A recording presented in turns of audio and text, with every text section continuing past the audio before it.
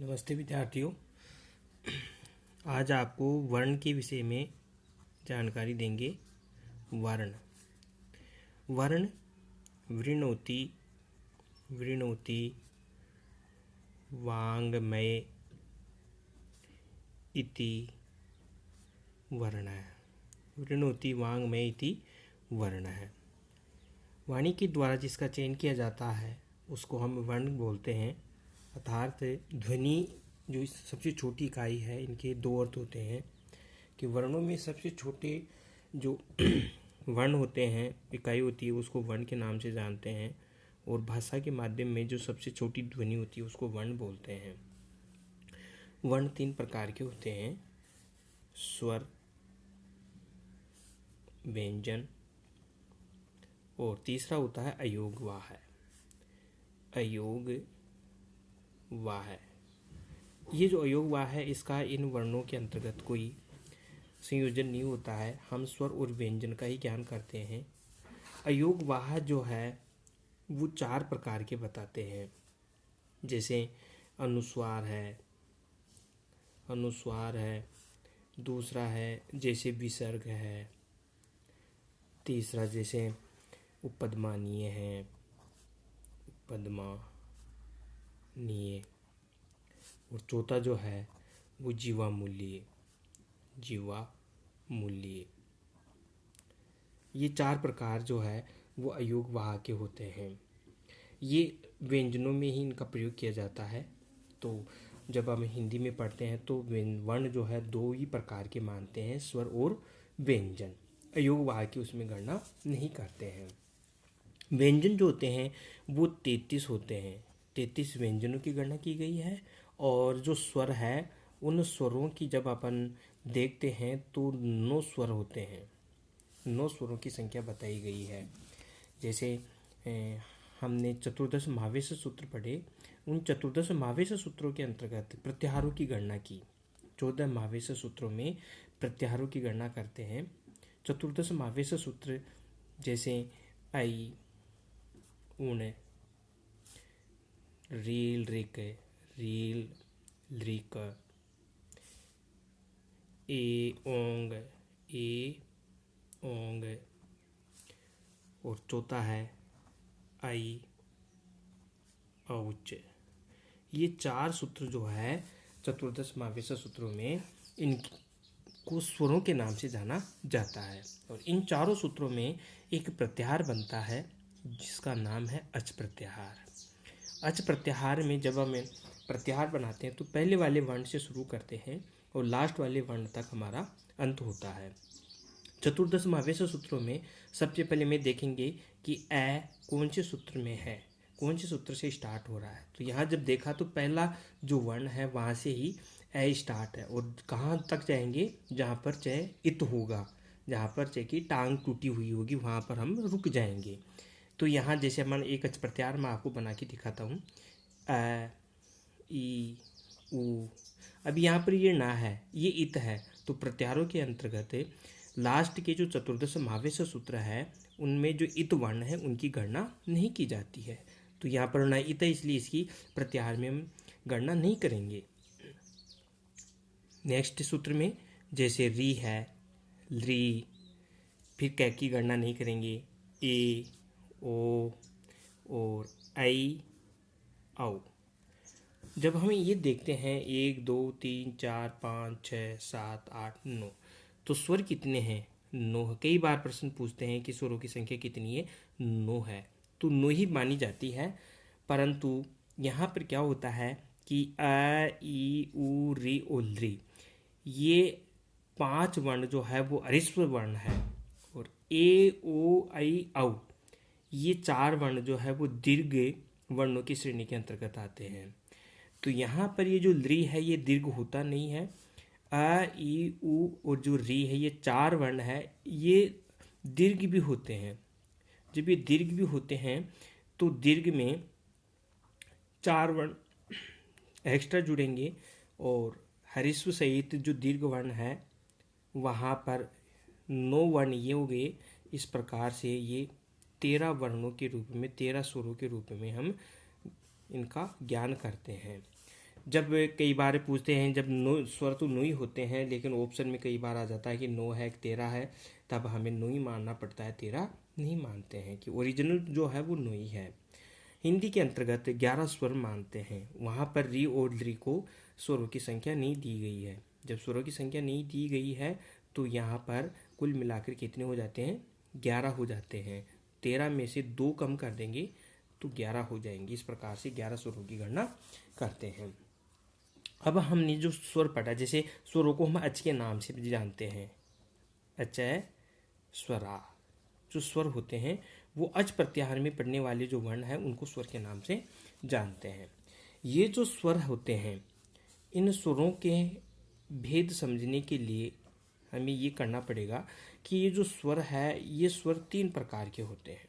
स्वरों का 3 प्रकार बताया गया है, ह्रस्व, दीर्घ और प्लुत। ये 3 प्रकार बताते हैं। ह्रस्व, दीर्घ और प्लुत यहाँ पर जब ये बताया तो स्वरों के अंतर्गत हमने ये देखा कि ह्रस्व क्या होता है, दीर्घ क्या होता है, प्लुत क्या होता है, इसका ज्ञान तो होना चाहिए।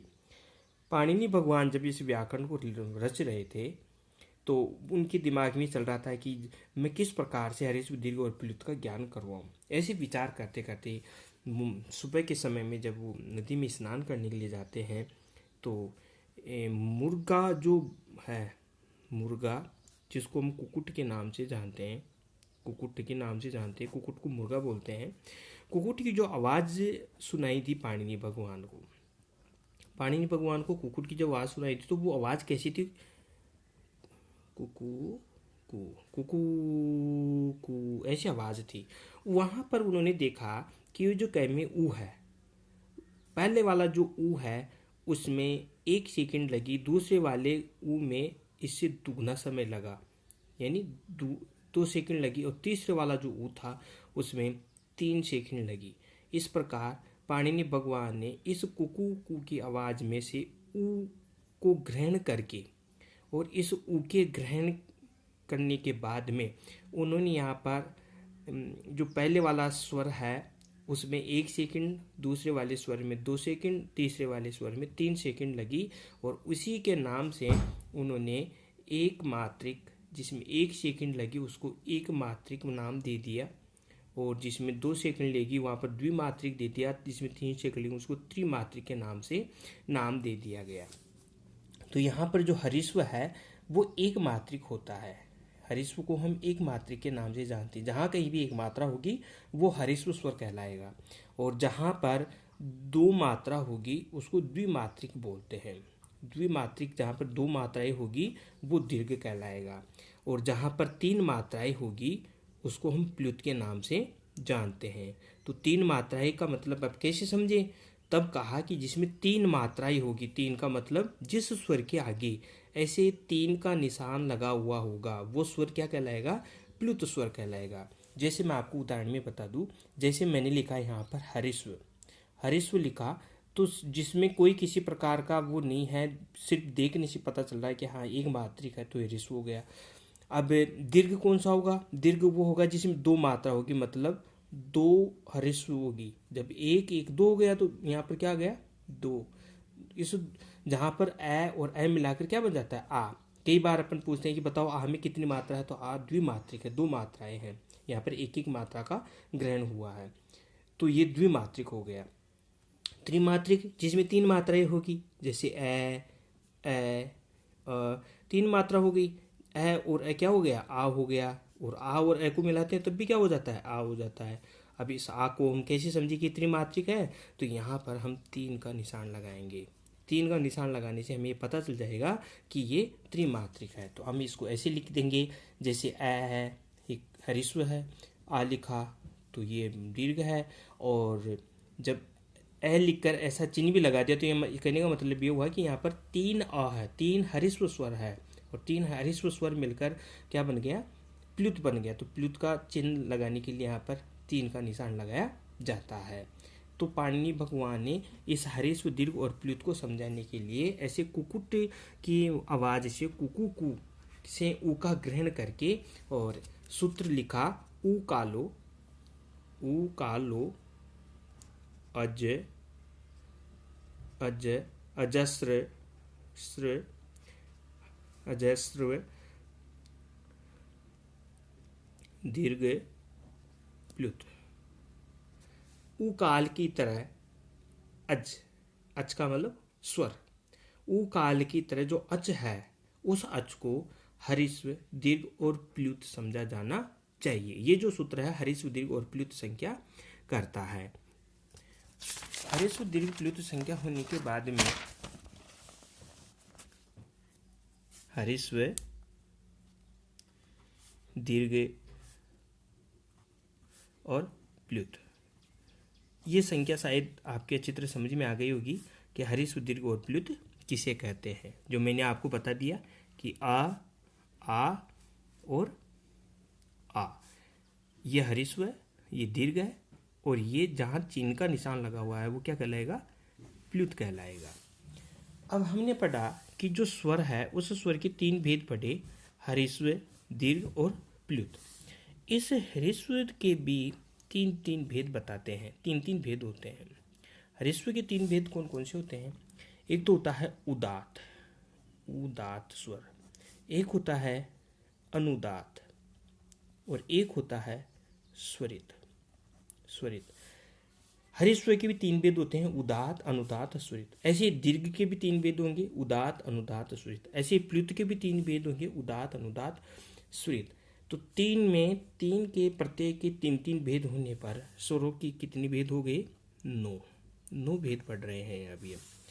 अब कहा कि जो उदात होता है, उदात स्वर वो कैसा स्वर होता है, अनुदात कौन सा होता है, स्वरित कौन सा होता है। इसके समझाने के लिए पाणिनि भगवान ने एक अलग अलग नियम बनाए। जैसे उदात समझाने के लिए उन्होंने कहा उच्चे रुदात है, उच्चे रुदात है।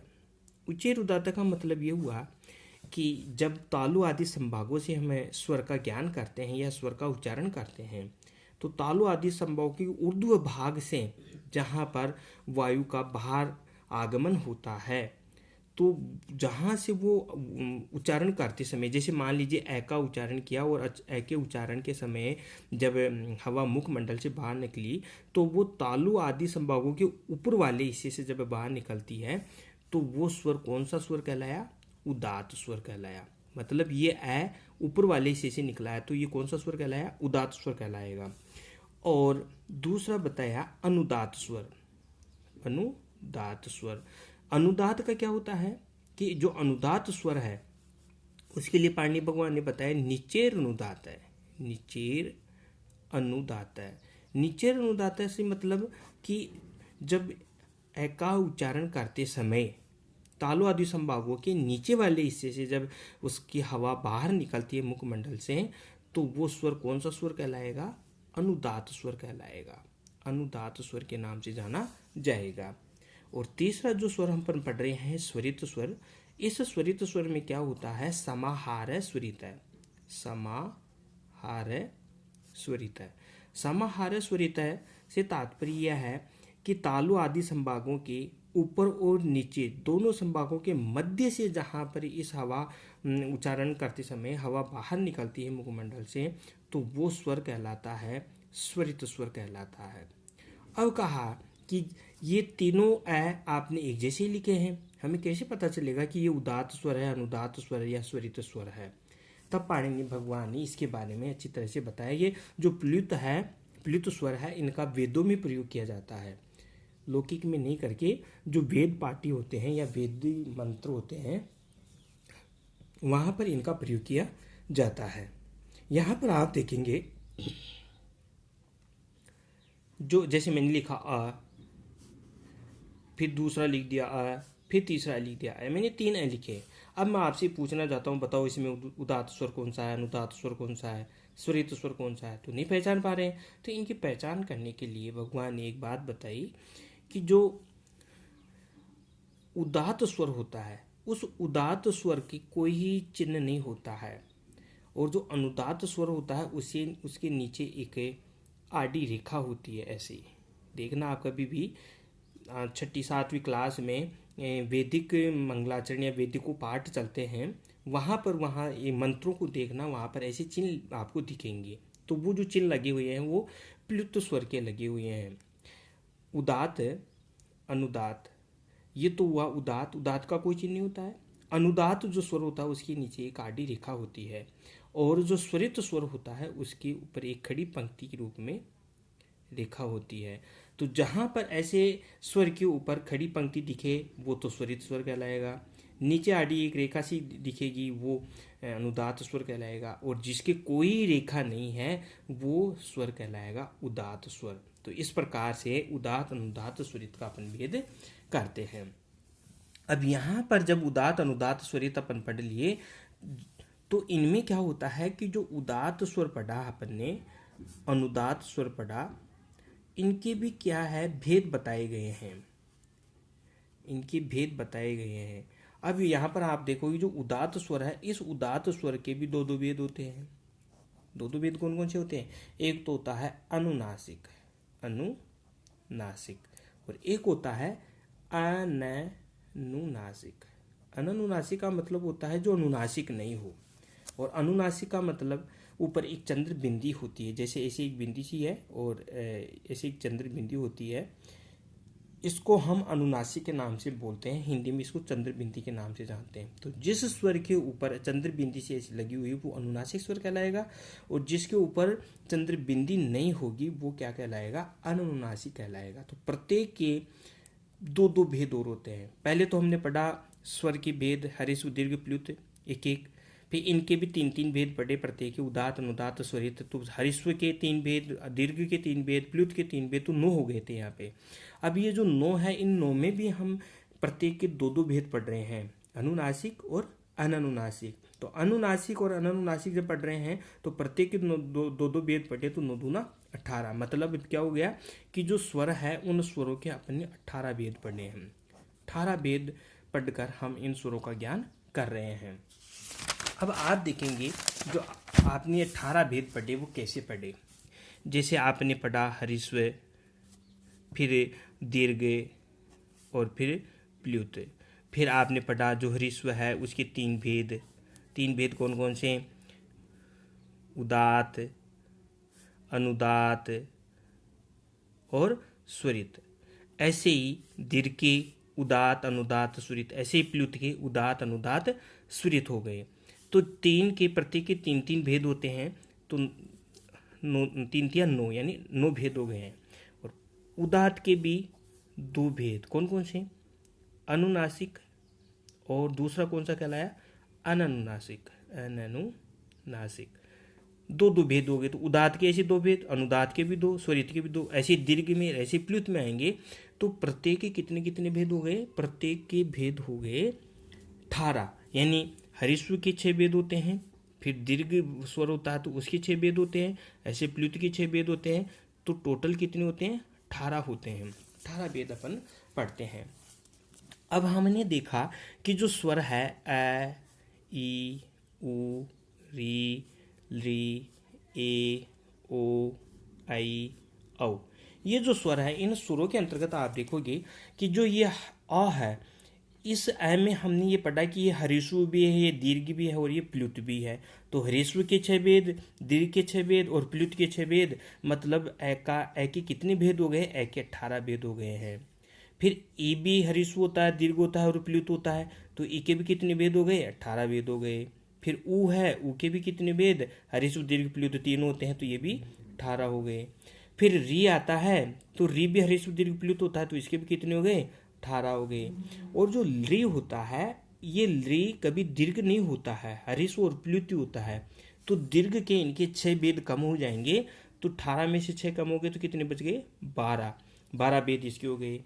अब मैंने बताया था आपको कि जो ए, ओ, आई, औ है, ये दीर्घ स्वर होते हैं, ये कभी हरिस्व नहीं होते हैं। इनमें पहले से ऑलरेडी डबल स्वर है। जैसे अपन एक का देखते हैं तो ए के अंदर पहले से डबल स्वर है, कौन कौन से? अ और ई, जिनको हम संयुक्त स्वर के नाम से भी जानते हैं। तो इसमें हरिस्व का अभाव है, हरिस्व का अभाव है, तो यहाँ पर हरिस्व के कितने भेद कम कर देंगे? 6 भेद कम कर देंगे। तो 18 में से 6 कम हो गए तो कितने हुए? 12 भेद हो गए। ऐसे ही ओ के भी कितने? 12 हो गए। ए के भी कितने? 12 हो गए। और औ के भी कितने? 12 हो गए। इस प्रकार हम स्वरों के इन भेदों का ज्ञान कर रहे हैं। यहाँ पर एक बात आती है कि जो री है, इस री के 30 भेद भी होते हैं, 30 भेद होते हैं। पाणिनि भगवान ने यहाँ पर जब स्वरों का ज्ञान करवाया था तो उन स्वरों में उन्होंने एक नियम बताया था, तुल्यास्य प्रयत्नम सवर्णम, सवर्ण संज्ञा की थी कि सवर्ण संज्ञा किस किस की होती है।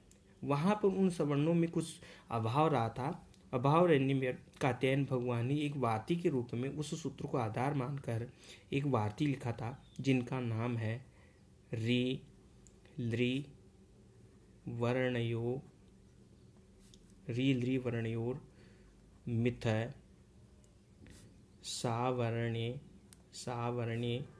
वाच्यम। उन्होंने ये कहा कि री और लृ दोनों सवर्ण तो नहीं है। सवर्ण वो होता है जिनका उच्चारण स्थान और आभ्यंतर प्रयत्न एक होते हैं, उसको सवर्ण के नाम से जानते हैं। तो री का और लृ का दोनों का जो है प्रयत्न एक जैसा नहीं है। री का तो ऋतु रसा नाम मुर्दा और लृ का ऋतु रसा नाम दंत है, तो इसका तो मुर्दा और इसका दंत दोनों सवर्णवाची कैसे हुए। लेकिन यहाँ पर कात्यायन भगवान ने इन दोनों को सवर्ण बताकर एक वार्तिक की रचना की, यानी री और लृ दोनों सवर्णवाची है, दोनों को एक ही माना जाए। जब दोनों को एक ही माना जाएगा तो री के 18 भेद और लृ जो है उसमें दीर्घ का अभाव है, तो इसके 12 भेद हो गए। तो 18 और 12 कितने होते हैं? 30 भेद होते हैं। क्यों? री और लृ दोनों सवर्णवाची है, री को लृ, लृ को री मान लेते हैं। अपन दीर्घ संधि पढ़ेंगे तब भी इसमें ऐसी स्थितियाँ होगी। तो री के 30 भेद होते हैं। अब प्रश्न बोलता है कि फिर हम 18 लिखेंगे 30 लिखेंगे? जब कई बार ऑप्शन में आता है कि भाई रिकार के भेद कति रिकार से भेदा संति, तो यहाँ पर आप जब है 18 और 30 दोनों का ही ऑप्शन आता है तो फिर 30 ही लिखेंगे, और जब 18 का ही रहता तो फिर आपको 18 ही क्या आते करना पड़ेगा।